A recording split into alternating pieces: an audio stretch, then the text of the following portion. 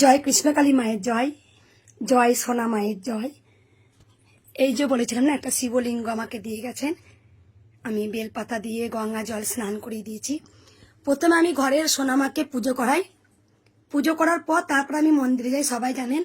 আর আজকে একটু ঘরের কাজ করছিলাম, দেরি হয়ে গেছে, প্রচুর ভিড় হয়েছে মন্দিরে। আর একটা জিনিস বলি আমি তোমাদের, দেখো কোন ভক্ত শ্রীর নাড়ু আমাকে দিয়েছেন, আমি রোজ গোবিন্দকে দিই।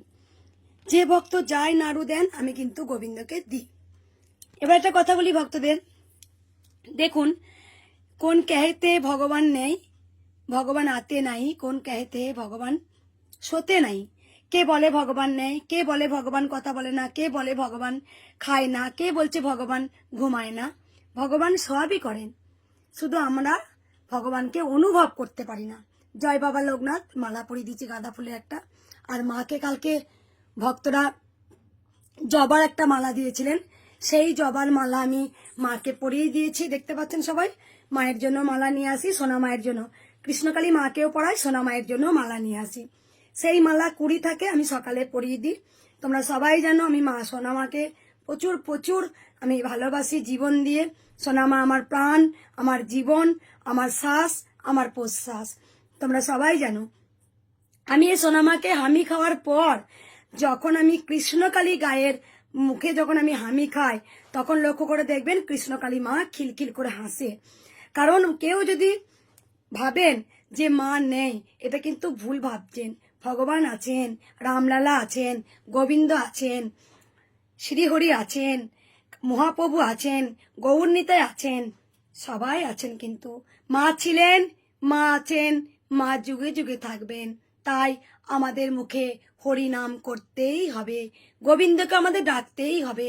গোবিন্দ ছাড়া আমাদের উপায় নেই। দেখুন আমি একদিন লাইভ করবো, দেখবেন সকল ভক্তরা দেখতে পাবেন। এই যে আমি না রোজ গোবিন্দকে স্নান করানোর পর, এই যে গোপালকে স্নান করানোর পর, আমি স্নান করানোর পরই ও আমাকে নাড়ু চাওয়ায়। ভক্তরা যে যা হাতে নাড়ু সুন্দর করে বানিয়ে দেয়, এই যে আমি গোপালের হাতে রোজ স্নান করার পর হাতে নাড়ু দিই। তা আমার যখন পুজো হয়ে যাবে, ওকে স্নান করা নাড়ুটা দেবো। একটা মিরাক্কেল আমি বলবো অবশ্যই, কারণ সবাই জানেন মা কথা বলে আমার সাথে, আমি মায়ের সাথে কথা বলি, মাও কথা বলেন আমার সাথে। তাই নাড়ুটা আমার যখনই শাঁখ বাজানো হয়ে যাবে আগে দেবো। এই নাড়ুটা প্রায় 10 মিনিট 15 মিনিট হাতে থাকে। আমি নাড়ুটা হাতে দিই স্নান করার পরই, তারপরে মাকে পুজো করাই, ওং নমঃ শিবায়কে স্নান করাই।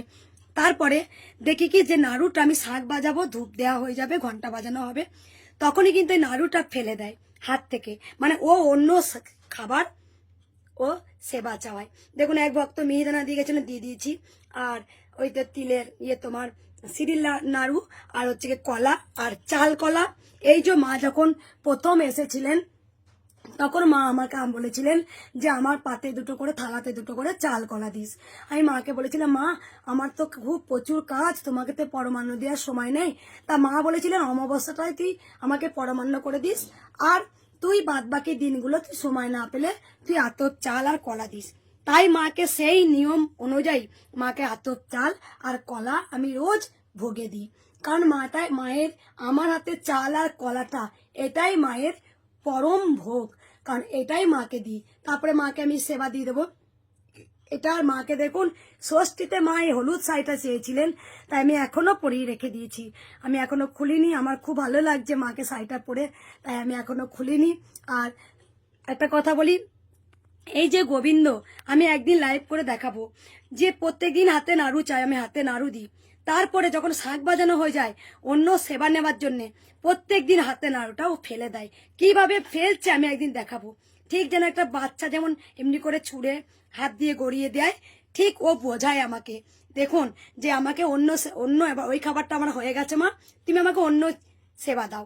তাই দেখো গোপালকে আমি 2 রকম 3 রকম করে আমি সেবা দিই। আর তোমরা সবাই জানো গোবিন্দ আসার আগে এই গোবিন্দ আমাকে বলেছিলেন মা তোমার অনেক গোপাল আসবে, কিন্তু তুমি যেন আমাকে ফেলো না মা। তাই দেখো আমি গোবিন্দকে, সব গোপাল কিন্তু মায়ের মন্দিরে আছে, অনেক গোপাল। মা বলেছিল তুমি অনেক গোপালের মা হবে, তুমি মিলিয়ে নিও।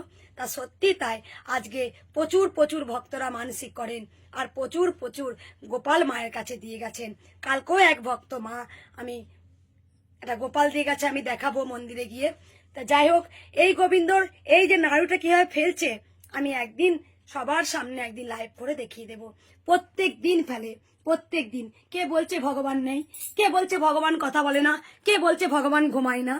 ভগবান আছেন, শ্রীহরি আছেন, রামলালা আছেন, জয় জগন্নাথ আছেন, মা ছিলেন, মা আছেন, মা থাকবেন। যিনি কৃষ্ণ তিনি তো কালী, যিনি শ্যাম তিনি তো শ্যামা। তাই মন প্রাণ ভরে কিছু পাবার জন্যে নয়, গোবিন্দকে ডেকে যান, গোবিন্দই আমাদের রক্ষা করবেন। যিনি ফেলবেন তিনিই রক্ষা করবেন।